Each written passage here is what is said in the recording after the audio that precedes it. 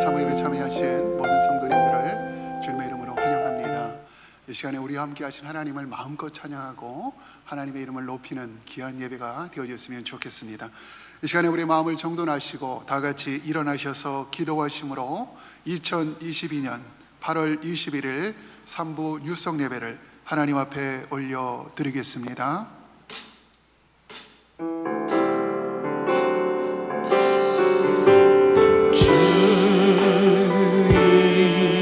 임재 안에서 이제 내 영혼 자유해. 내가 주의 거룩한 이름을 높이며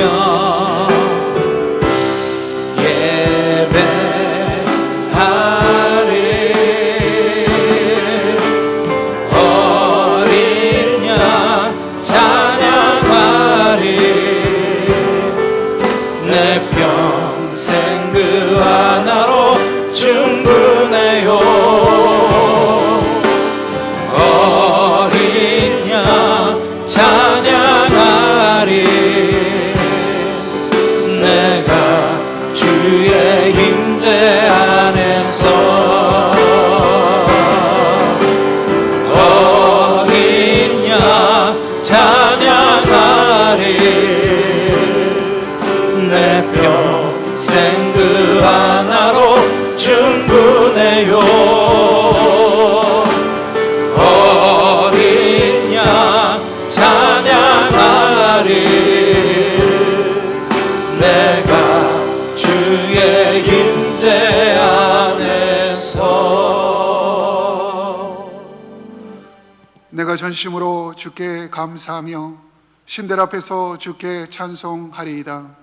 내가 주의 성전을 향하여 예배하며 주의 인자하심과 성실하심으로 말미암아 주의 이름에 감사오리니 이는 주께서 주의 말씀을 주의 모든 이름보다 높게 하셨습니다.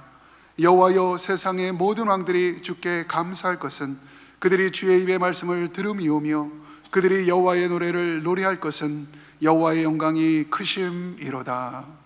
하나님의 영광을 찬양합니다. 창조주 우리 하나님, 크신 하나님의 이름을 높여드립니다.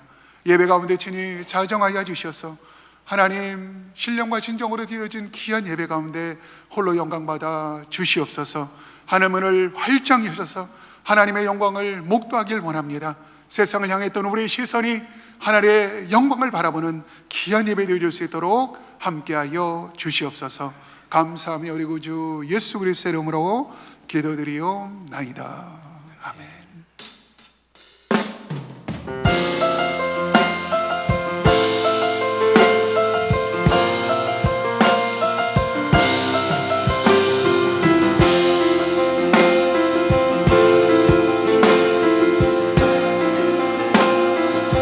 왕이신 하나님, 왕이신 하나님 높임을 받으소서. 찬양하리라.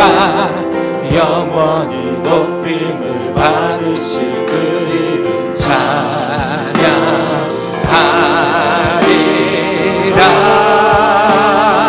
그리스도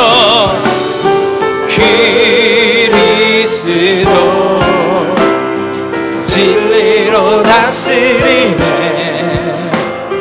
기뻐하라. 온 땅이여 찬양하라. 거룩하신 그 이름 높이리라. 왕이신 하나님, 왕이신 하나님 높임을 받으소서. 찬양하리라. 영원히 높임을 받으실 그 이름 찬양하리라.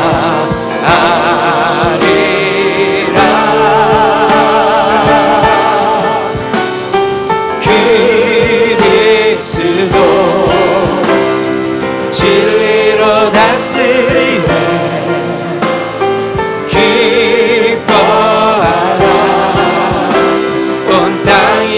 찬양하라.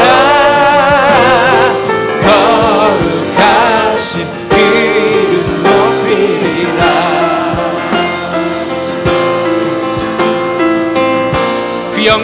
주십니다. 주님의 백성들이 모여서 그 이름을 찬양합니다. 오늘도 주님의 이름을 높여드립니다.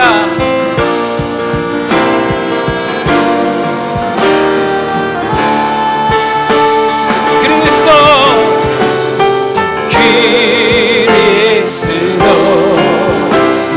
진리로 다스리네. 기뻐하라 온 땅이여 찬양하라. 거룩하신 교회를 높이리라. 그리스도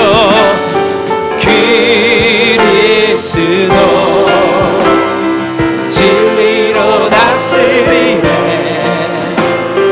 기뻐하라 온 땅이여 찬양하라. 거룩하신 교회를 높이리라. 우리 목소리로 그리스도 진리로 다스리네. 기뻐하라 온 땅이여 찬양하라. 거룩하신 그 높이리라. 그리스도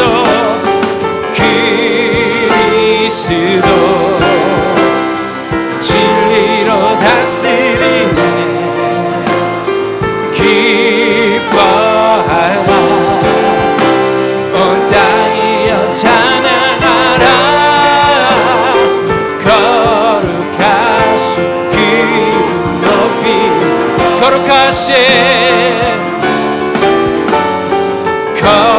거룩하신 그 높이리라. 거룩하신 그 높이리라. 할렐루야. 왕이신 하나님 높임을 받아 주옵소서.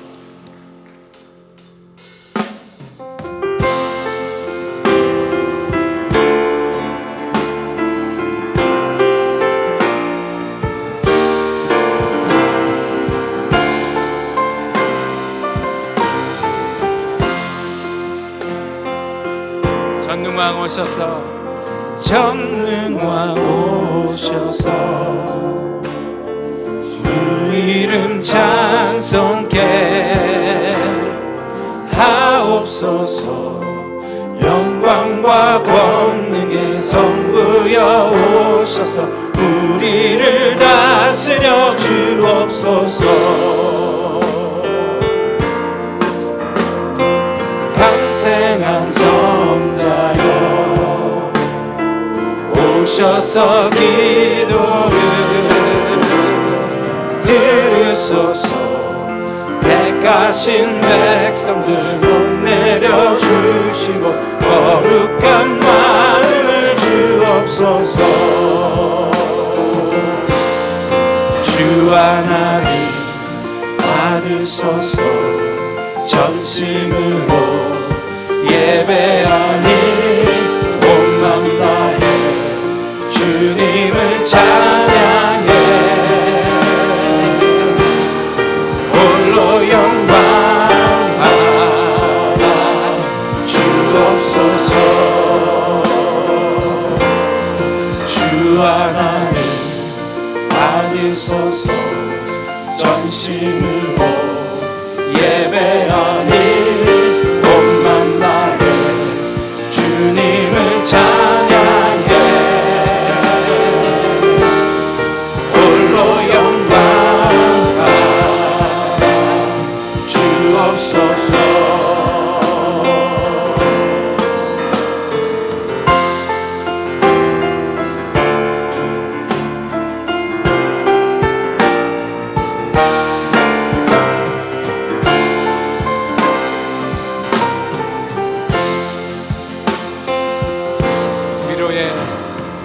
위로의 주성령 오셔서 큰 증거 주옵소서. 전능한 주시여 각 사람 맘에서 떠나지 마시고 계십소서. 성삼일체께 성삼일체께 한없는 찬송을 드립니다. 존귀한 주님을 영광 준대하고 영원히 모시게 하옵소서.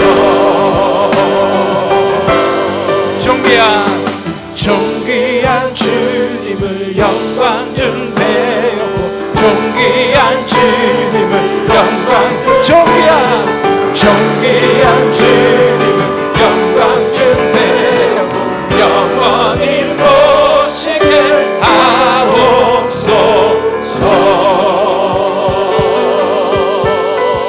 오늘도 우리 왕이신 예수 그리스도를 찬양합니다.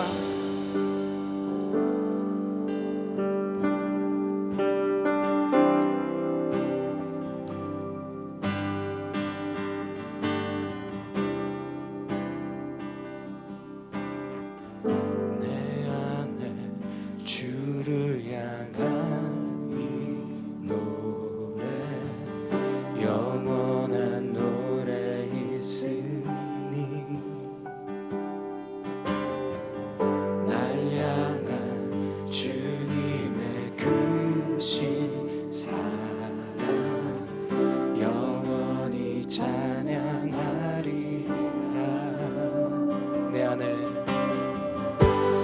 안에 주를 향한 이 노래 영원한 노래 있으니 날 향한 주님의 크신 사랑 영원히 찬양하리라. 영원히 찬양하리라. 아름다우신 오 놀라우신 영원할 수 없는 사랑 오 위대하신 하나님의 사랑 영원히 찬양하리.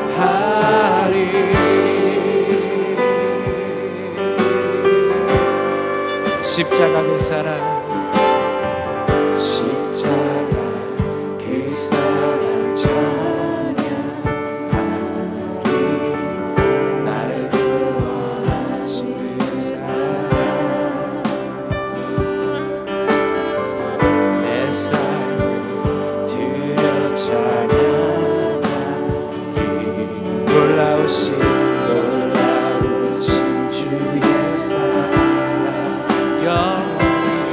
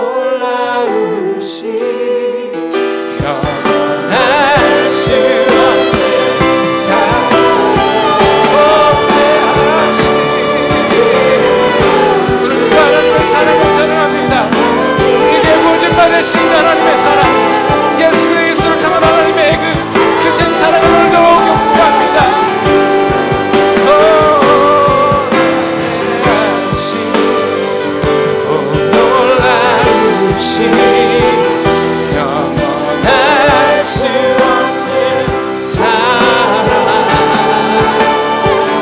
오 위대하신 하나님의 우리 다시 한번 고백합시다. 영원히 찬양 아름다우신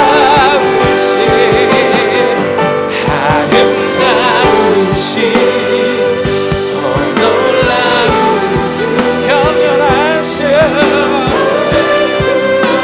오늘도 그리스도를 바라봅니다. 우리의 왕이신 분만을 우리도 바라봅니다. 하나님 오늘 우리의 눈을 들어 우리의 도움이 되신 분만을 바라보게 하소서. 영원히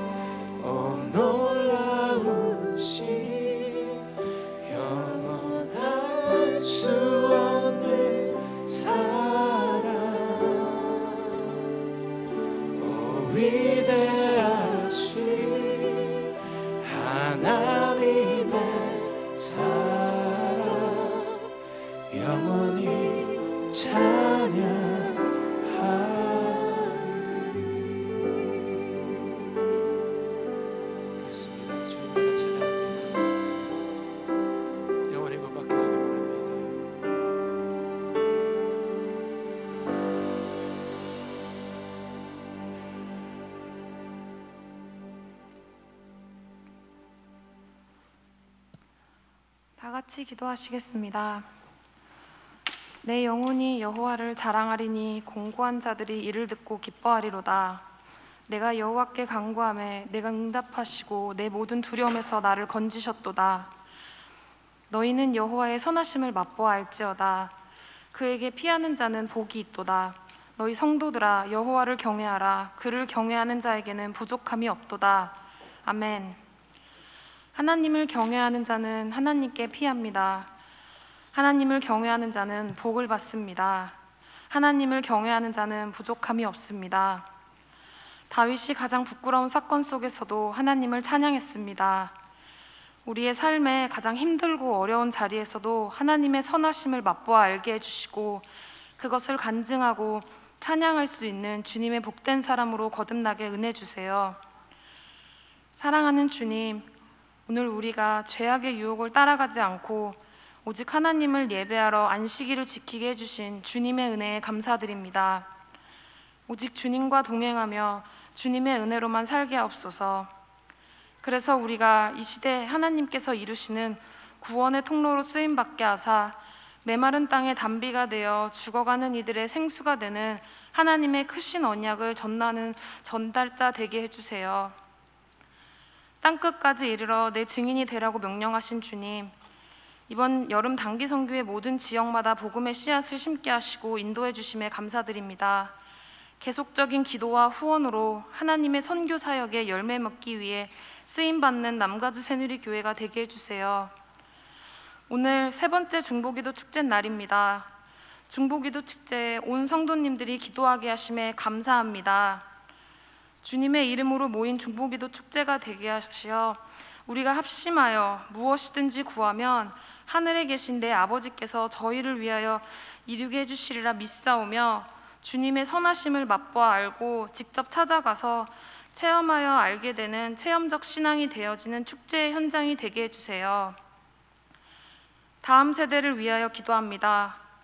죄악 가득한 세상 가운데에서 세상의 영향을 받는 인생이 아니라 오히려 세상에 영향력을 미치는 거룩한 인생이 되어지게 우리 자녀들을 축복하시고 부족한 교사들이 채워지며 스태프와 선생님들 모두 성령 충만하도록 기름 부어주사 건강하고 바른 영적 가치관으로 우리 자녀들을 양육하실 새 힘과 은혜 주세요.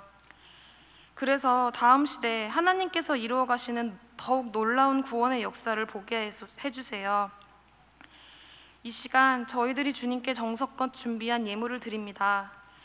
자원하여 드리는 손길 위에 복을 더하여 주시옵고 지금까지 채워주신 하나님께 감사하며 또한 앞으로 채우실 것을 믿고 하나님께 기쁨으로 드립니다. 물질이 쓰이는 곳마다 주의 영광 드러나게 하시고 하나님의 이름 높아지게 하옵소서. 또한 박성금 담임 목사님을 위하여 기도합니다. 늘 성령의 기름 부으심과 충만하심 안에서 하나님께 쓰임받는 이 시대의 영적 지도자가 되게 하시고 오직 복음으로 권세 있고 능력 있는 말씀을 선포하게 하옵소서. 우리의 심령이 그 말씀을 청종하여 메마른 마음이 흠뻑 적셔지고 새 힘을 얻으며 세상을 능가하는 바른 영적 가치관을 갖게 하소서. 이 예배의 시종일관을 주님께 부탁드리며 공로 없는 죄인이 우리 구주 예수님의 이름을 의지하여 기도합니다. 아멘.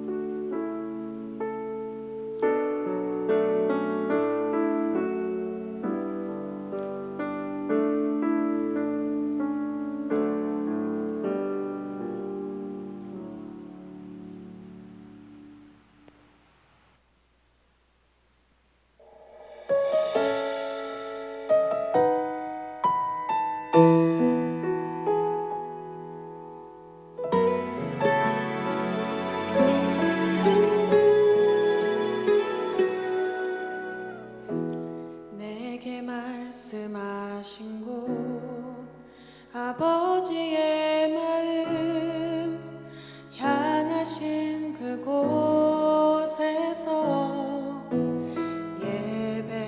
예배합니다.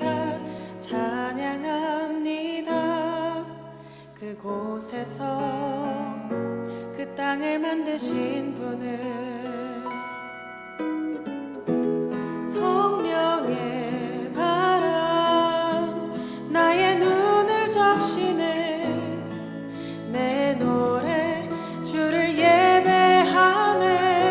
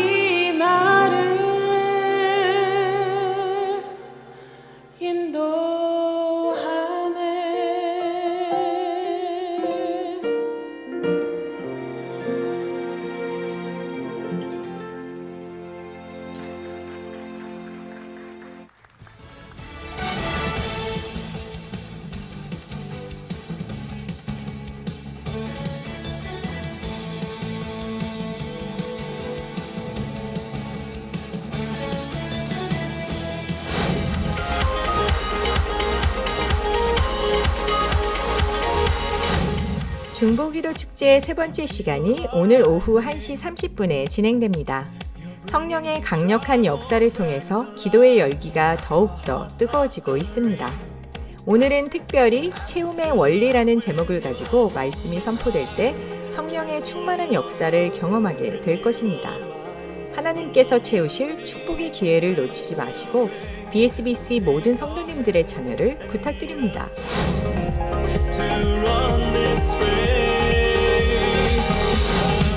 2022년 가을학기 제자훈련을 9월 11일부터 시작합니다.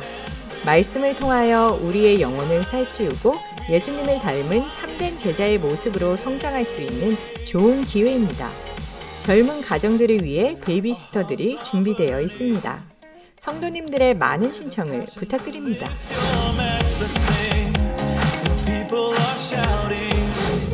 2022년도 유치 유년부 졸업식이 오늘 진행됩니다. 졸업하는 모든 학생들에게 주님의 이름으로 축하드립니다.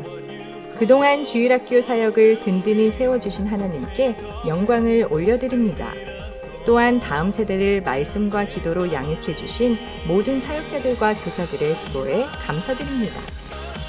주님 안에서 행복한 한 주 보내시길 바랍니다.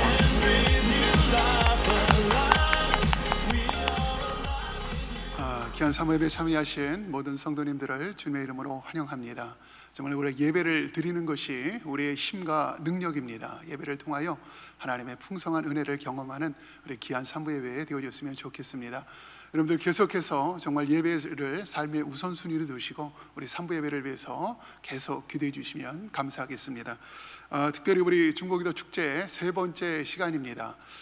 정말 너무 아쉬운 것 같아요. 벌써 이제 한 번밖에 안 남았는데 여러분들 귀한 기회 놓치지 마시고 정말 우리 많은 성도님들이 정말 코로나 기간 가운데 메말라 있는데 정말 이 중고기도 축제를 통하여 얼마나 많이 체험을 받는지 모릅니다. 여러분들 오늘도 하나님께서 풍성한 은혜로 채워줄 줄 믿습니다. 절대 미스하지 마시고 주변에 우리 양무리 식구들과 함께 참여해서 정말 풍성한 시간이 되어졌으면 좋겠습니다.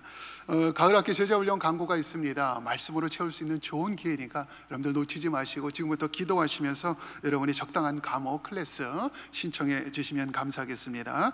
유치부 유년부 오늘 졸업식이 있는데 우리 자녀들 마음껏 우리 축복해 주시고 또 우리 교사들에게도 또한 다시 한번 감사의 말씀을 드립니다. 그리고 어원화 등록 광고가 있습니다. 그리고 이번 토요일 날 홈리스 우리 광고가 있으니까 여러분들 함께 동참해 주시면 감사하겠습니다. 나머지 광고 사항은 참조해 주시고 이 시간에 우리 하나님의 말씀 교독합니다. 하나님의 말씀은 열왕기하 5장 20절에서 27절까지 있는 말씀입니다. 구약성경 569페이지 열왕기하 5장 20절에서 27절까지 있는 말씀을 제가 한 절 읽고 여러분이 한 절 읽고 교독하시겠습니다. 하나님의 사람 엘리사의 사한 게하시가 스스로 이르되 내 주인이 이 아람 사람 나아만에게 면하여 주고 그가 가지고 온 것을 그의 손에서 받지 아니하였도다. 여호와께서 살아계심을 두고 맹세하노니 내가 그를 쫓아가서 무엇이든지 그에게서 받으리라 하고 나아만의 뒤를 쫓아가니 나아만이 자기 뒤에 달려옴을 보고 수레에서 내려 맞이하여 이르되 평안이냐 하니 그가 이르되 평안하나이다. 우리 주인께서 나를 보내시며 말씀하시기를 지금 선지자의 제자 중에 두 청년이 에브라임 산지에서부터 내게로 왔으니 청하건대 당신은 그들에게 은 한 달란트와 옷 두 벌을 주라 하시더이다. 나아만이 이르되 바라건대 2달란트를 받으라 하고 그를 강권하여 은 2달란트를 2전대에 넣어 메고 옷 2벌을 아울러 2 사안에게 지우매 그들이 게하시 앞에서 지고 가니라. 언덕에 이르러서는 게하시가 그 물건을 2 사안의 손에서 받아 집에 감추고 그들을 보내 가게 한 후 들어가 그의 주인 앞에 서니 엘리사가 이르되 게하시야 내가 어디서 오느냐 하니 대답하되 당신의 종이 아무데도 가지 아니하였나이다 하니라. 엘리사가 이르되 한 사람이 수레에서 내려 너를 맞이할 때에 내 마음이 함께 가지 아니하였느냐. 지금이 어찌 은을 받으며 옷을 받으며 감남원이나 포도원이나 양이나 소나 남종이나 여종을 받을 때이냐. 그러므로 나반의 나병이 내게 내 자녀에게 미쳐 영원토록 이르리라 하니 게하시가 그 앞에서 물러나오매 나방이 발하여 눈같이 되었더라. 아멘. 이 시간에 박성근 담임 목사님 나오셔서 귀한 말씀 전해주시겠습니다.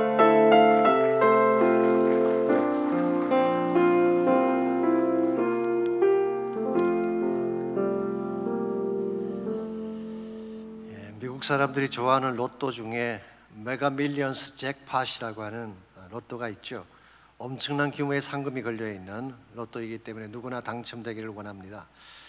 근데 로또에 당첨되는 것이 쉬운 일일까요? 매우 어렵습니다. 어떤 할 일 없는 친구가 계산을 해봤는데 이런 류의 확률이라고 합니다. 어떤 사람이 맑은 날 길을 가다가 우연히 지나가는 뺑소니 차에 치였습니다. 근데 한 군도 다친 데가 없이 말짱했어요. 이 굉장히 어려운 확률이죠. 근데 차에서 나오는 순간 하늘에서 벼락이 떨어져서 벼락에 맞아 죽을 확률, 그게 로또에 당첨될 확률이라고 합니다. 굉장히 어려운 것이죠. 그럼에도 불구하고 많은 사람들이 로또를 사고 있습니다. 왜 그럴까요? 로또에 당첨이 되면 행복할 수 있다고 믿기 때문입니다. 과연 로또에 당첨만 되면 인생의 모든 문제가 풀리고 행복자가 될 수 있을까요? Maybe or maybe not. 그럴 수도 있고 그렇지 않을 수도 있습니다. 몇 년 전 신문에 로또 당첨자들의 그 후의 모습이라는 제목의 그 기사가 실린 걸 제가 보았습니다. 두 가지 케이스를 소개했는데요. 첫 번째 케이스는 2,700만 달러의 상금을 탄 사람의 경우인데, 이 사람은 로또를 타자마자 부인과 이혼을 했습니다. 그리고 그 많은 돈을 5년 만에 다 써버리고 마약 중독과 암에 걸려서 고생하다가 호스피스에서 홀로 쓸쓸하게 생을 마감했다는 그런 스토리였습니다. 반면에 또 한 가지 케이스는 4천만 달러의 잭팟을 터뜨린 사람인데 전액을 자선기관에 기부했다는 이야기였습니다. 이 사람은 캐나다에 살고 있는 60대 남자분이신데 자신은 지난 44년 동안 한 회사에서 일하며 잘 살아왔고 4명의 자녀를 다 키웠기 때문에 그렇게 큰 돈이 필요 없다는 것입니다. 그래서 2개월 전에 암으로 세상을 떠난 자기 아내를 생각하면서 암센터의 파운데이션 재산에 다 기부를 했다고 합니다. 여러분, 과연 무엇이 이 둘의 차이를 가져오겠을까요? 둘 다 잭팟을 터뜨렸는데 한 사람은 자신을 위해 분별 없이 쓰다가 최후를 맞이했고 또 한 사람은 한 푼도 자신이 쓰지 않고 사회에 환원을 했습니다. 무엇이 차이점을 가져왔을까요? 이건 돈의 양과 상관이 없습니다. 자신이 얻은 행운의 정도와도 상관이 없습니다. 이것은 마음에 품고 있는 근본 가치관이 결정하는 것입니다. 물질의 최대 가치인 사람은 물질 앞에 노예가 될 수밖에 없죠. 아내도 가족도 안 보입니다. 인간성도 버린 채 물질의 욕망에 끌려다니다가 비참한 최후를 맞이하는 것입니다. 그러나 인생 그 자체를 소중히 여기고 생명과 승관 하나님의 뜻을 위해 사는 사람은 물질의 욕망을 넘어서는 것입니다. 물질보다 훨씬 더 소중하고 영원한 가치가 있다는 것을 알기 때문이죠. 이런 의미에서 우리가 인생을 바르게 살려면은 우리의 가치관이 바르게 정립이 되어야 됩니다.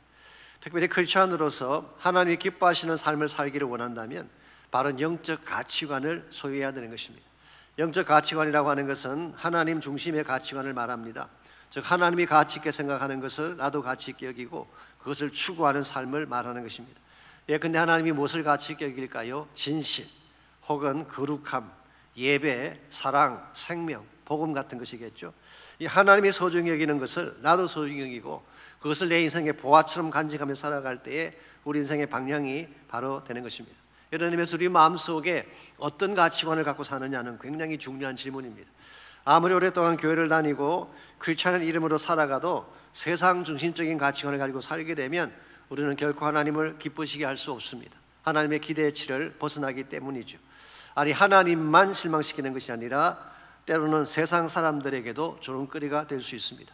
세상의 기준보다도 못할 때가 흔히 있기 때문이죠. 실제로 한국의 어떤 목사님, 제가 성함만 되면 다 아실 유명한 목사님이신데요, 이분이 은퇴하신 후에 책을 한 권 썼습니다. 그 책 속에 보면은 이런 내용이 나와요.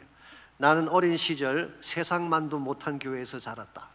3년마다 목회자를 쫓아내는 교회, 윤리도 체면도 없는 교회를 보면서 한국 교회가 너무 싫었고 목사 되는 것이 너무 싫었다는 고백을 하셨어요.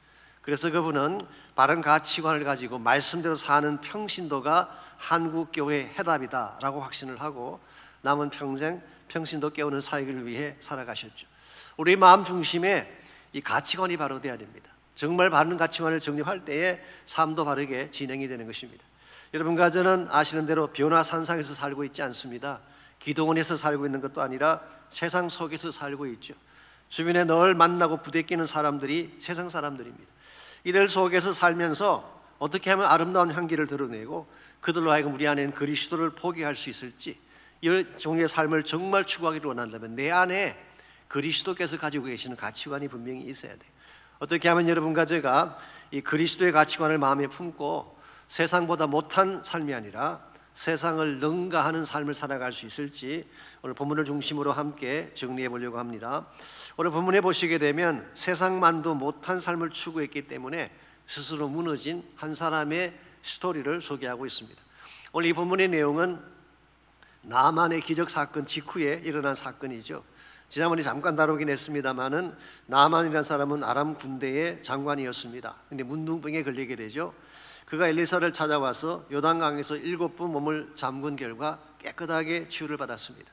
그러고 나서 그 이후에 바로 일어난 사건을 기록한 것이 바로 오늘 본문 내용이죠. 그래서 우리 잠깐 앞으로 가셔서 15절부터 19절까지를 보시게 되면 나만이 기적 후에 어떤 반응을 보였는지가 먼저 나와 있습니다. 15절입니다. 나만이 모든 군대와 함께 하나님의 사람에게로 돌아와서 그의 앞에 서서 이르되 내가 이제 이스라엘 외에는 온 천하에 신이 없는 줄을 아나이다. 청하건대 당신의 종에게서 예물을 받으소서 하니. 자, 나만은 먼저 하나님을 한 분이라고 고백을 하고 있습니다. 천하에 하나님 한 분 외에는 다른 신이 없습니다. 이 유일신 사상을 고백한 것이죠.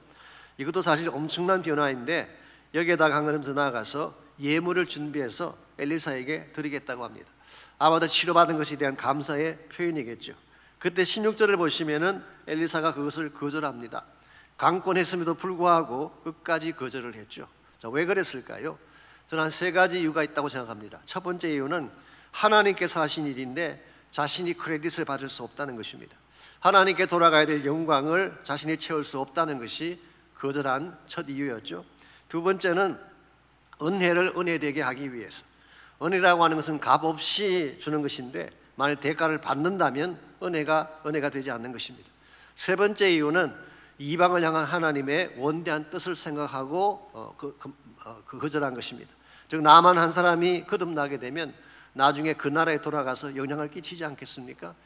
한마디로 정리하면 엘리사는 모든 것을 하나님 중심적으로 했어요. 하나님의 영광, 하나님의 은혜, 하나님의 뜻, 이것을 위해 모든 것을 내려놓은 것이죠. 이것이 성숙한 신앙이고 이것이 바로 하나님 중심의 가치관이라고 부를 수가 있습니다. 그랬더니 17절 말씀, 나만이 노새 2마리의 씨를 흙을 가져가게 달라고 요청을 하죠. 아마도 이 흙을 자기 땅에 가져가서 뿌리려고, 그래서 그 땅을 성역화시키기 위한 의도가 있었던 것 같습니다. 그리고 고백을 합니다. 이제부터는 종이 번제물과 다른 희생제사를 여호와 외에 다른 신에게는 드리지 아니하고 다만 여호와께만 드리겠습니다. 오직 한 분 여호와만 숨기겠다는 것이죠. 이건 엄청난 변화가 아닐 수가 없습니다. 육신의 질병인 문둥병이 떠나간 것보다 어쩌면 더 위대한 변화라고 말할 수가 있어요.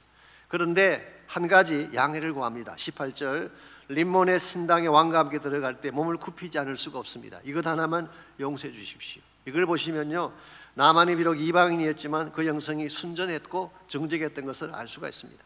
이와 같은 나만의 모습을 보고 엘리사는 19절에서 오케이, 평안히 가라, 축복해서 그를 보낸 것입니다. 그런데 이와 같은 장면을 다 지켜보았던 엘리사의 사환 게하시는 여기에 대해서 어떤 반응을 보였을까요? 20절 말씀 보겠습니다.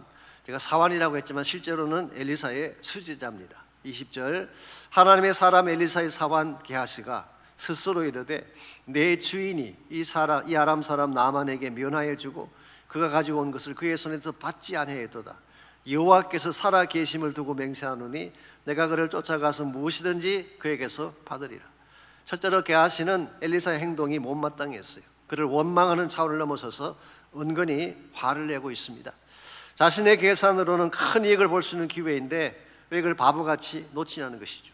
그리고 두 번째로 쫓아가서 엘리사가 거절한 예물을 받으려고 했습니다. 그것도 거짓말을 시켜가면서까지. 그 결과 은 2달란트와 옷 2벌을 얻어가지고 돌아옵니다. 여러분, 이게 충격적이지 않습니까? 게하시는 말씀드린 것처럼 엘리사의 수제자였습니다. 어쩌면 엘리사에게서 말씀 훈련을 받고 장차 후계자가 될 수도 있는 인물이었는데, 더구나 그는 엘리사와 같이 사역하면서 엘리사가 하는 모든 그 사역을 직접 보지 않았습니까? 수네임 여인의 아들을 살리는 기적도 보았어요. 국에 독이 들어갔을 때에 해독하는 기적도 보았고, 보리떡 20개로 100명을 먹이는 구약의 오병이어 사건도 보았어요. 무엇보다도 나만의 문둥병을 치유하는 기적을 직접 보지 않았습니까? 그랬으면 영적으로 가장 성숙하고 거룩한 삶을 사는 것이 당연한데 게하시는 그렇지 못했어요. 오히려 이방인이 나만의 영성보다 더 못한 모습을 보이고 있습니다. 이게 충격적이지 않습니까? 제자라는 이름을 가지고 있으면서 하나님 말씀도 배우고 기적도 목격했는데 어떻게 방금 거듭난 이방인보다 못하다는 것입니까? 이건 충격이 아닐 수가 없습니다. 근본 이유는 게하스의 심령 깊은 곳에 잘못된 가치관이 뿌리를 내리고 있기 때문이에요. 오늘 전문가 제가 하나님 믿는다고 말하지만요, 실제로는 세상보다 못한 삶을 살 때가 많이 있습니다. 삐뚤어진 가치관 때문이에요. 그래서 우리가 하나님의 이름을 가지고 있지만 하나님의 뜻대로 살지 못하면 결과적으로는 세상에 조롱을 받기도 하고 세상에 짓밟히기도 하는 것입니다. 그래서 예수님께서 마태복음 5장 13절에서 말씀하셨죠. 소금이 만일 그 맛을 잃으면 무엇으로 짜게 하리요? 후에는 아무 쓸데없어 다만 밖에 버려져 사람에게 밟힐 뿐이라 그랬어요. 소금의 가치라고 하는 것은 순전함과 순결함인데 이걸 상실하면 무슨 가치가 있냐는 것입니다. 이런 의미에서 여러분과 제가 진실로 예수님의 제자가 되어서 이 땅을 변화시키기를 원한다면 우리 심령 속에 먼저 바른 가치관이 확립이 돼야 돼요. 이게 확립되지 아니하면 아무리 제도를 바꾸고 삶의 환경을 바꿔도 진정한 열매를 맺을 수가 없습니다. 그러므로 우리가 어떻게 하면 영적 가치관을 바르게 함으로써 세상만도 못한 삶이 아니라 세상을 능가하는 삶을 살아갈 수 있을지, 오늘 본문에 주어진 게하시의 케이스를 통해서 한 3가지 원리를 함께 정리하려고 합니다. 첫 번째로 세상을 능가하는 삶을 살려면 건강한 추구가 필요해요. 무엇을 추구하되 건강한 것을 추구해야지 우리가 세상을 능가해 갈 수가 있습니다. 20절을 다시 보시게 되면요, 게하시가 내가 그를 쫓아가서라고 그렇게 표현되어 있죠. 이것은 pursuit, 추구하는 것입니다. 자, 여러분 생각에 게하시가 왜 나만을 쫓아갔다고 생각하십니까? 나만이 잘나서, 나만의 인격이 감동이 되어서? 아니죠. 딱 이유는 한 가지입니다. 나만이 가지고 있는 재물 때문에 쫓아간 거예요. 물론 그가 내세웠던 명분은 이것입니다. 가난한 선지 학생들이 있는데 지금 이때가 기근이 있던 때니까 만일 나만이 가지고 있는 예물을 받아가지고 간다면 얼마나 요긴하게 설 수 있을까? 왜 그와 같은 명분을 가졌는지 모르겠어요. 그러나 정직하게 솔직하게 말씀드리면 그건 진짜 이유가 아닙니다. 24절 말씀에 있는 것처럼 결국 그 모든 것들을 자기 집에 챙겨 넣지 않습니까? 그러므로 게하시의 마음속에 있던 나만을 쫓아갔던 진짜 이유는 탐심 때문에, 욕심 때문에 쫓아간 것입니다. 이와 유사한 케이스가 복음서에도 나옵니다. 가룟 유다가 이와 유사한 모습을 보였죠. 요한복음 12장에 보시면은 마리아가 비싼 향유를 깨뜨려서 예수님 발 앞에 이렇게 붓고 머리털로 닦는 일을 했습니다. 이걸 본 가룟 유다가 뭐라고 했어요? 어찌 이 향유를 300데나리온에 팔아 가난한 자들에게 주지 아니했느냐? 마가복음에서는 화를 내며 책망했다고 기록하고 있어요. 여러분 생각에 가룟 유다가 가난한 자들 때문에 정말 화를 낸 것일까요? 그렇지 않습니다. 요한복음 12장 6절에서 예수님이 직접 잘 지적해 주셨어요. 이렇게 말하면 가난한 자들을 생각함이 아니요 그는 도둑이라 돈괴를 맞고 거기 넣는 것을 훔쳐감이라고 했어요. 결국 돈을 추구한 것이지 가난한 자나 주님의 뜻을 추구한 것이 아닙니다. 그렇기 때문에 그는 나중에 은30에 자신의 스승마저 팔아 넘긴 것입니다. 오늘 본문에 소개된 게하시도 마찬가지입니다.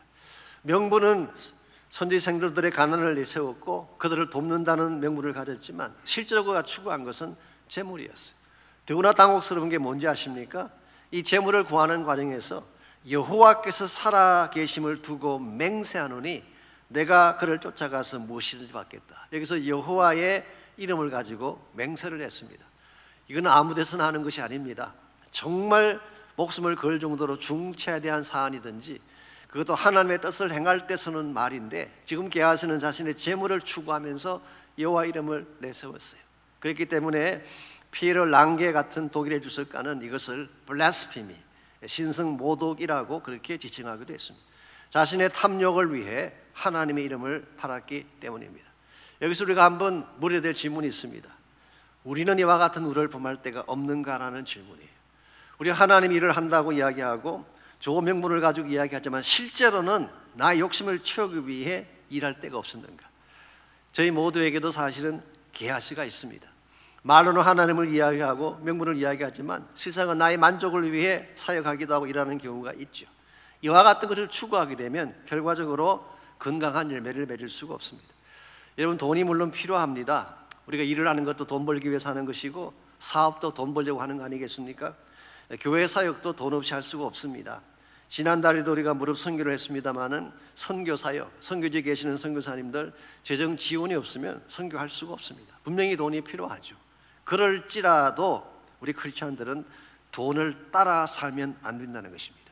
힘들어도 주님을 신뢰하고 주님 따라 살아야지 돈을 따라 살면 안 됩니다. 돈이라고 하는 것은 어디까지나 수단이고 도구일 뿐이지 이게 목적이 되는 순간 우리 삶은 잘못된 방향으로 가는 거예요. 그러므로 여러분께서 좀 힘들고 어려우실지 모르지만 절대로 돈을 인생의 주인 삼지 마십시오. 하나님을 주인 삼으시기 바랍니다. 그래서 여러분과 제가 청지기가 되어서 하나님 말씀에 순종하게 되면 하나님께서 필요한 것을 채워주시는 거예요. 이게 신앙생활의 바른 원리입니다. 뿐만 아니라 우리가 하나님 중심으로 삶으로서 다른 걸 다 포기하게 되면 결과적으로 더 아름다운 열매를 남기고 살아갈 수가 있습니다. 제가 신학교에서 공부를 할 때 기독교 철학 시간에 교수님이 영화 한 편을 보여주셨어요. 그 제목이 Brother Sun and Sister Moon이라고 하는 그런 제목의 영화. 혹시 보셨나요? 이게 사실 여러 차례 만들어진 영화 중에 하나인데요. 성 프란시스의 일대기를 영화한 것입니다. 성 프란시스는 원래 이태리 부잣집 아들이었죠. 그러나 예수님 만난 후에 본인이 그동안 가졌다고 생각했던 모든 것이 부질없다는 사실을 깨닫고 모든 것을 다 버리고 일평생을 거지로 살아갔습니다. 한 번은 어떤 사람이 프란시스의 영성을 보기 위해서 그의 기도처를 방문을 했습니다. 이런 사람은 도대체 무엇을 간구하나 궁금해서 밤새 그가 기도하는 것을 엿들은 것입니다. 그랬더니 프란시스가 밤새도록 딱 한 가지만 기도하더래요. 하나님, 당신을 원합니다. 하나님, 당신을 더 원합니다. 밤새 이건 한 가지만 간구하던 거래요. 이 성 프란시스의 마음속에는 다른 것이 없었어요. 하나님밖에 없었어요. 하나님이면 충분하다. 하나님만 구한다는 거예요. 이와 같이 하나님 한 분만 구했기 때문에 외적으로는 그가 가진 것이 아무것도 없었지만 마치 모든 것을 소유한 사람처럼 부유하게 살 수 있었어요. 그리고 우리가 이미 알고 있는 것처럼 기독교 영성사에 큰 족적을 남기고 떠난 것입니다. 그가 남겼던 유명한 기도문이 있죠. 평화의 기도라고 하는, 여러분 다 아실 것입니다. 하나님, 저를 평화의 도구로 서주십시오. 미움이 있는 곳에 사랑의 씨를 뿌리게 하십시오. 상처가 있는 곳에 용서를, 의심이 있는 곳에 믿음을, 절망이 있는 곳에 희망을 심게 하십시오. 전능하신 주여, 주는 가운데 받고 용서하는 가운데 용서받고 죽는 가운데서 영생을 얻을 수 있기에 제가 위로받기보다 위로하게 하시고 이해받기보다 이해하고 사랑받기보다 사랑하게 하십시오. 참 주옥 같은 시가 아닙니까? 저는 솔직히 수천만 불의 재산을 남기고 떠난 것보다 이와 같은 유산이 훨씬 더 값지다고 생각합니다. 우리가 사는 이 시대는 물질 중심의 시대예요. 돈이면 다요라고 하는 철학 속에 많은 분들이 살고 있잖아요. 그러다 보니까 젊은이나 나이가 드신 분이나 물질의 전생애를 걸고 살아가는 모습 봅니다. 오늘 여러분께서 만일의 경우에 물질의 모든 것을 걸고 살아가게 되면 여러분 인생은 바로 될 수가 없어요. 하나님에게 모든 것을 걸고 살아가야 돼요. 우리가 하나님을 향하여 살아가게 되면 물질은 따라오기도 하는 것이고 필요하면 도구로 쓰는 것이지 절대로 물질이 우리 인생의 가치가 되면 안 되는 것입니다. 우리가 참 법이신 예수를 정말 만났다면 한 분 하나님을 추구하고 살아가야지 세상을 능가하고 세상을 이길 수가 있는 것입니다. 이와 같이 우리가 세상을 능가하는 삶을 살려면 1차적으로는 바른 추구의 가치관이 필요합니다. 두 번째로 필요한 것이 진실된 마음이에요. 오늘 본문에서 게하시는요, 이 추구하는 가치관도 잘못되었지만 마음 중심에 진실성이 없었어. 인테그리티가 없었습니다. 22절 말씀 보시게 되면 이 게하시를 쫓아오는 게하시가 자기를 쫓아오는 것을 본 나아만이 수리에서 내려서 평안하냐라고 안부를 물었을 때 게하시가 뭐라고 대답을 했습니까? 22절입니다. 그가 이르되 평안하나이다. 우리 주인께서 나를 보내시며 말씀하시기를 지금 선지자의 제자 중에 두 청년이 에브라임 산지에서부터 내게로 왔으니 청하건대 당신은 그들에게 은 1달란트와 옷 2벌을 주라 하시더이다. 진짜 엘리사가 그렇게 부탁을 했나요? 아니죠. 이 완전히 소설을 쓴 것입니다. 이 말을 들은 나아만이 은 1달란트만 달라고 했는데 2달란트를 주고 옷도 2벌을 주었어. 이걸 보면요, 이방인이 나아만이 훨씬 더 통이 큰 걸 알 수가 있어. 그랬더니 이것을 받아가지고 24절에 있는 것처럼 자신의 집에 감추었습니다. 이 모든 과정을 쭉 지켜보고 있던 엘리사가 25절에서 게하시에게 물었어요. 너가 어디서 오느냐? 그때 그가 대답하기를 종이 아무래도 가지 아니하였습니다. 참으로 뻔뻔스러운 거짓말이 아닐 수가 없죠.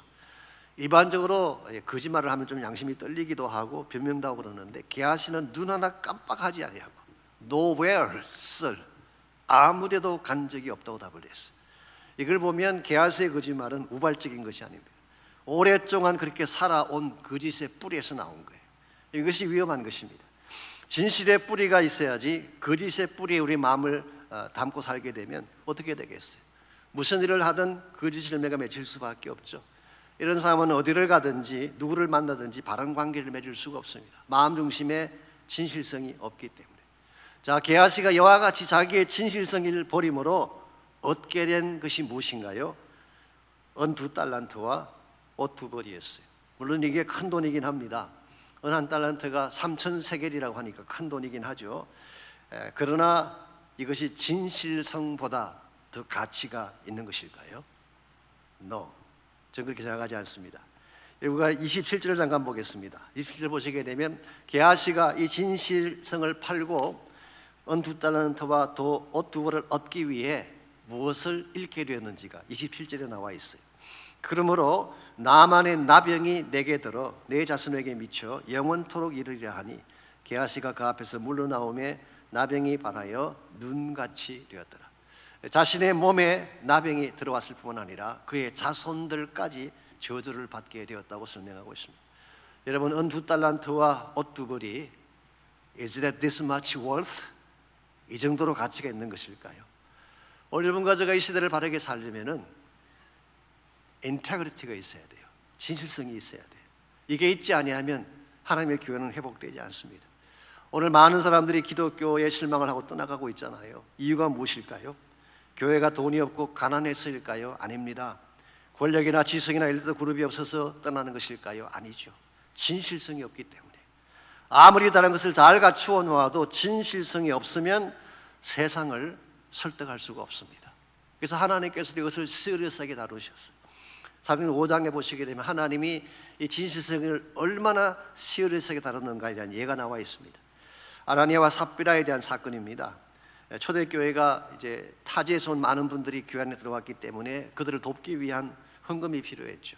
그때 성도들이 헌금을 하는 과정에서 아나니아 삽비라 부부도 땅을 팔아서 헌금을 했습니다. 그런데 일부를 감추고 즉 속이고 헌금을 했어요. 이 거짓 때문에 적사하는 일을 당하게 되죠. 솔직히 인간적으로 보게 되면 좀 과한 게 아니냐라고 생각할 수가 있습니다. 아니 헌금을 안 한 것도 아니고 감추었다고 이렇게 적시 죽게 할 수가 있느냐고 생각할 수가 있죠. 그러나 그때가 교회가 한창 부흥할 때예요. 하루에도 수천 명씩 교회 안으로 사람들이 들어올 때이기 때문에 이 사건은 부흥의 찬물을 껴는 것과 마찬가지인데 왜 하나님께서 이런 일을 하셨을까요? 외적인 부흥보다 훨씬 더 중요한 것이 교회의 인테그리티임을 아셨기 때문에 이것을 초창기에 잡지 아니하면 나중에 교회가 커서 부흥한 후에는 더 부패할 수 있음을 알았기 때문에 초창기에 이것을 처리한 것입니다. 저는 이 말씀 앞에 현대 교회가 심각하게 생각해야 될 이슈가 있다고 생각합니다. 좌로 가든 뭐로 가든 교세만 크지면 된다는 생각을 가지고 진정성을 까먹게 되면요 언젠가는 돌이킬 수 없는 지경으로 내려갈 수가 있어요. 오늘 여러분과 제가 정말 크리스찬으로서 이 세상 속에서 마지막 시대를 살아가려면 이 인테그리티가 분명해야 돼요. 이 문제를 심각하게 생각하지 않으면 우리 삶도 잘못되지만 우리 주변에 잘못된 영향을 끼칠 수 있게 됩니다. 솔직히 많은 사람들이 이 문제에 대해서 좀 느긋하게 생각하는 경향이 있습니다. 왜냐하면 비진실된 삶이 너무나 익숙하기 때문에 그럴 수 있을 거예요. 한국의 어떤 아빠가 아들을 꾸중을 했습니다. 자기 반 친구의 그 스카치 테이프를 훔쳐왔다고 해서 꾸중을 했어요. 아니 교회 다니는 애가 그렇게 하면 되냐고 꾸중을 했을 때 아들이 아니 꼭 필요해서 그런 건데 어떡하냐고 변명을 했습니다. 이 말을 들은 아버지가 야 임마 그런 게 필요하면 진작 아빠한테 말해야지. 그랬으면 회사에서 쓰는 거 갖다 줬을 것 아니냐고. 이 정직을 말하면서 본인의 부정직을 보여주는 이런 모순 속에서 무슨 교육이 이루어질 수가 있겠어요? 유럽에서는 이런 일도 있었다고 합니다. 오래전 이야기지만 독일에 한 유태계 소년이 있었는데요. 그의 부모가 신실한 유태교 신자였습니다. 근데 부모들이 도시로 이사를 가면서 유태교에서 루트란 출치로 신앙을 바꾸었어요. 아들이 왜 그러냐 물었을 때에 그때 만일에 루트교가 더 바른 신앙이기 때문이다 그렇게 답을 했으면 참 좋았을 텐데 그렇게 하지 않고 그래야 사업을 하는데 편하기 때문이다 그렇게 답을 했어요. 여기에 크게 실망한 소년이 그때부터 교회로 가는 길을 끊었어요. 아니 그렇다면 그동안 집에서 열심히 가르쳐온 토라는 뭐며 여호와 하나님은 뭔가 단순히 비즈니스의 도구였나라는 생각을 한 것이죠. 그때부터 빗나기 하기 시작을 했고 나중에 그가 성장한 후에는 기독교를 대적하는 사상가가 됐습니다. 이 소년의 이름이 무엇인지 아십니까? 칼 막스라고 하는 공산주의를 창시한 사람이었어요. 여러분 정말 교회가 교회다워지기를 원한다면 우리 자녀의 미래가 견고하게 서기를 원한다면 우리 안에 먼저 진실의 뿌리가 회복돼야 돼요. 좀 시간이 걸리더라도 조금 돌아가는 일이 있더라도 진실을 지켜야지 교회가 회복이 됩니다. 여러분 그렇지 않은 삶이 세상을 이기게 되는 것입니다. 이런 면에서 우리가 사는 시대가 참 타락한 시대이기도 하고 어그러진 시대이긴 하지만 우리만이라도 진실의 명함을 갖고 살아가야지 하나님의 뜻도 행할 수가 있고 주님이 기뻐하는 열매를 맺을 수가 있습니다. 마지막 세 번째로 우리가 세상을 능가하는 삶을 살려면은 영적인 분별력을 가져야 돼요. 영적인 판단을 가지고 영적인 센서가 분명해야지 하나님의 뜻도 읽을 수가 있게 되고 이 시대도 바로 볼 수가 있게 됩니다. 26절을 보겠습니다. 엘리사가 이르되 한 사람이 수레에서 내리는 너를 맞이할 때에 내 마음이 함께 가지 아니하였느냐? 지금이 어찌 언을 받으며 옷을 받으며 감나문이나 포도원이나 양이나 소나 남종이나 여종을 받을 때냐? 지금 엘리사는 게하시가 이 거짓말한 사실을 앞에 놓고 책망을 하고 있죠. 그래서 말하기를 내 마음이 함께 가지 않았느냐? 이 말은 좀 설명이 필요한데요. 엘리사는 하나님의 영으로 직접 가지는 않았지만 게하시가 하는 모든 것을 보고 있었다는 뜻이에요. 게하시가 나만을 쫓아가는 것도 보았고 나만이 수레에서 내리는 것도 보았고 또 그가 재물을 받아 챙기는 것도 다 보았어요. 그랬는데 너는 어찌하여 이것을 감각하지 못했느냐 그런 뜻이에요. 옛날 성경인 개역 한글은 이렇게 번역이 되어 있습니다. 내 심령이 감각되지 아니하느냐? Why don't you sense my spirit? 나의 영이 거기 가 있는 걸 내가 왜 센스하지 못했느냐 그런 뜻이에요. 여기에 게하시가 가지고 있던 영적 무감각 정세가 있습니다. 보고도 보지 못하고 영적인 것을 판단하지 못하는 무감각한 마음이 있었어요. 뿐만 아니라 게하시는 시대적인 감각도 우둔했습니다. 지금 이 시기가 어떤 시대인지 아십니까? 이 시기는 아람과 이스라엘이 지금 평화롭게 보이지만 사실은 곧 얼마 지나지 아니하면 아람 군대가 이스라엘을 침공합니다. 6장 이하에 그 내용이 자세하게 나와 있어요. 지금은 평화롭게 보이지만 얼마 지나지 않으면 민족적인 위기가 찾아오는 시대, 굉장히 어렵고 공경스러운 시기인데 이와 같은 때에 어떻게 아람 사람이 주는 재물을 받느냐는 거예요. 지금의 그들에게서 재물이나 받고 너의 이익이나 챙길 때냐는 것입니다. 사실은 민족적인 위기 앞에 무릎을 꿇고 기도해도 시원찮은데 하나님 앞에 나아가서 하나님의 은혜를 구해도 시원찮은데 게하시는 아무런 감각이 없었어요. 시대적인 센스도 없고 위기에 대한 센스도 없고 하나님의 뜻에 대한 센스도 없는 무감각한 게하시의 모습. 참고로 게하시 이름 뜻이 뭔지 혹시 아십니까? 이 게하시 그러니까 꼭 일본 이름 같이 느껴지는데요. 게이사, 기생을 연상하는 이름 같은데요. 이름의 뜻이 원래 시선의 꼴짝이라는 뜻이에요. Valley of Sight. 원래 우리의 이 사이트, 우리의 시선이 산 위에 가 있어야지 멀리 보잖아요. 근데 게하시는 꼴짝 속에 있는 시선. 그러다 보니까 먼 곳을 보지 못합니다. 자기 눈앞에는 이익 관계만 보는 거예요. 그래서 지금 당장 나에게 유익할 것, 이익될 것만 챙겼지 하나님의 비전을 못 본 것입니다. 여기에 게하시의 심각한 문제가 있었습니다. 여러분과 저의 마음속에도 동일한 문제가 있을 수가 있습니다. 오늘 많은 사람들이 이 세상만 보느라고 내 눈앞에 있는 이해관계만 보느라고 하나님의 세계를 놓칠 때가 있죠. 하나님의 뜻을 놓칠 때가 있죠. 지금 하나님께서 어떤 일을 행하고 계시는지 어디로 가시는 데 대해서 아무런 센스가 없는 현대 크리스천들의 모습을 볼 때가 있습니다. 많은 사람들이 경제적인 논리에 굉장히 민감합니다. 주식가에 대해서, 물가에 대해서, 경제 지표에 대해서는 굉장히 센시티브하냐. 근데 하나님의 뜻에 대해서는 관심이 없어요. 인센시티브예요. 무관심해요. 이와 같은 상태에서는 절대로 우리가 세상을 이길 수가 없습니다. 이런 의미에서 정말 여러분과 제가 마지막 시대를 사는 바른 크리스찬이 되기를 정말 소원한다면 영적인 감각을 피워야 돼요. 정말 하나님 안에서 하나님이 무슨 일을 행하시는지, 어떤 계획을 가지고 계시는지, 이 세계 역사가 어디를 향해 가는지 여기에 대한 분명한 센스가 있어야지 우리가 시대를 앞서갈 수 있게 되고 바른 일을 할 수 있게 되는 것입니다. 이런 측면에서 정말 지금이야말로 우리 모든 그리스도인들이 정신을 차려야 될 때이고 영적인 눈을 떼야 될 때라고 생각을 합니다. 저는 개인적으로 저희 교회 참 감사한 것 중에 하나가 그 코로나 기간 동안에도 예배를 중단하지 않고 예배를 계속 드리고 기도를 스탑하지 않는 것, 저는 정말 감사하게 생각합니다. 특별히 이번에 중국에도 축제를 또 열기도 했잖아요. 사실 어려운 시기고 사람들이 모이기 쉽지 않은 시기에도 불구하고 중축을 모였다는 자체가 얼마나 감사한지. 하나님은 중축을 통해서 우리에게 말씀하고 싶은 것이 계실 거예요. 하나님의 뜻을 보여주고 싶어 하세요. 하나님의 심정을 알게 하기를 원하세요. 이 시대가 어떤 시대인지를 센스하고 교회가 교회다워지기 위한 길을 보여주기를 원하세요. 말 여러분과 제가 이와 같은 하나님의 심정은 도외시 않지 눈앞의 것만 추구하고 따라가게 된다면 우리는 절대로 세상을 이길 수가 없고 세상을 넘어설 수가 없습니다. 이런 의미에서 여러분들 바쁘시고 피곤하신 줄 알지만 중보기도 축제에 꼭 오시기 바랍니다. 중보기도 축제는 하나님이 시작하신 거예요. 하나님이 성령의 새로운 물길을 일으키고 계세요. 우리가 그 물길을 타기만 하면 다시 부흥도 가능하고 회복도 가능하고 닫혀있는 문도 열릴 가능성이 있습니다. 그러므로 우리가 앉아서 그저 이와 같은 고난의 때가 지나가기만을 기다릴 것이 아니라 더 적극적으로 주 앞에 와서 기도하고 보좌를 붙잡고 매어달리고 부르짖음으로 하나님이 기뻐하시는 참된 뜻을 이루고 주인공을 나타낼 수 있기를 바랍니다. 여러분과 제 안에는 선한 것이 없습니다. 우리 모두의 심령 속에는 게하시가 있어요. 여러분에게도 있고 저에게도 있어요. 탐욕의 게하시가 있습니다. 거짓의 게하시가 우리 안에 있어요.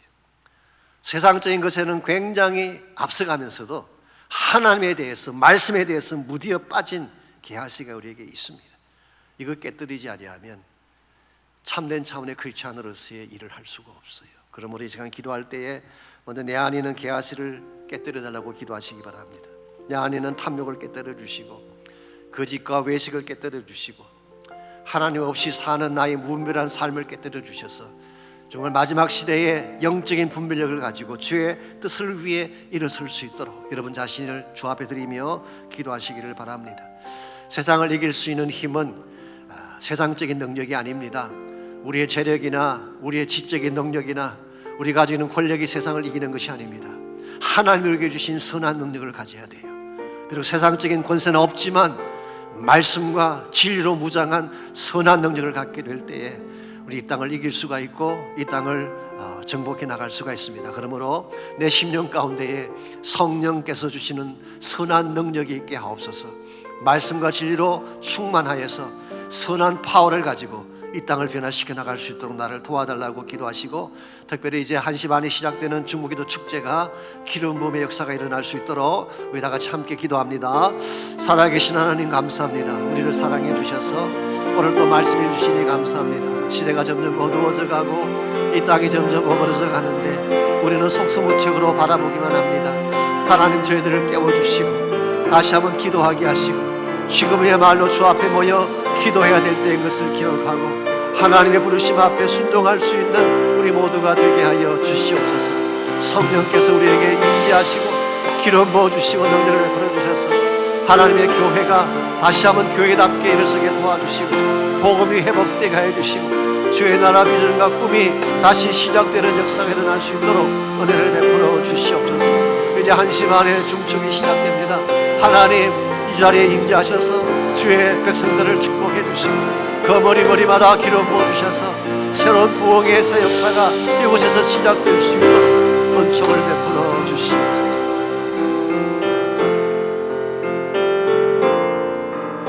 주 선한 능력으로 안으시네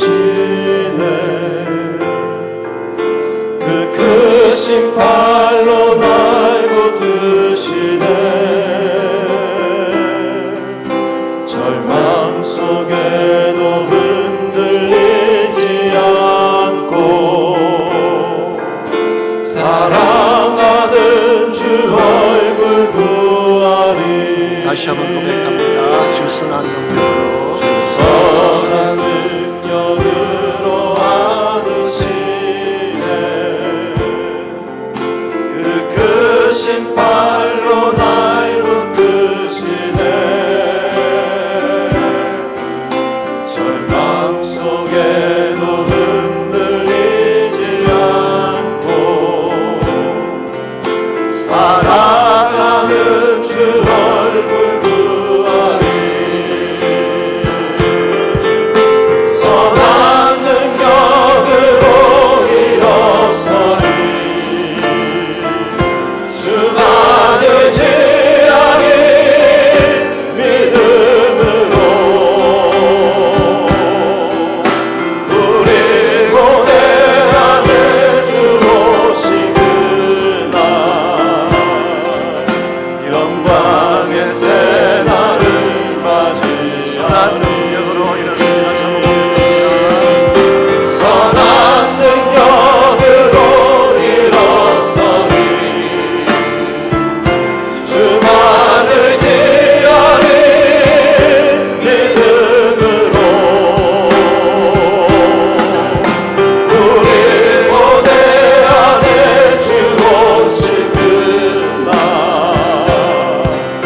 영광의 새날을 나이가 함께 찬양합니다. 이전의 이전의 괴로 괴로운 날 애워싸고 고난의 길을 걷는다 해도 주님께 모두 맡기는 이 영혼 끝내 승리의 날을 맞으리 선한 능력으로 일어서리 주만 의지하리 믿음으로 우리 고대하네 주 오시는 날 영광의 새날을 맞이하리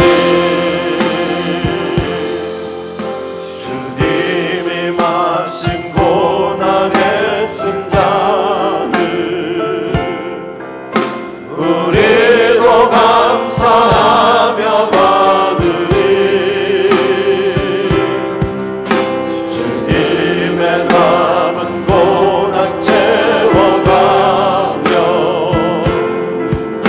예수와 복음 위에 살리라 주님이 마신 고난의 잔 다시 고백합니다. 주님이 마신 고난의 우리도 감사하며 받으리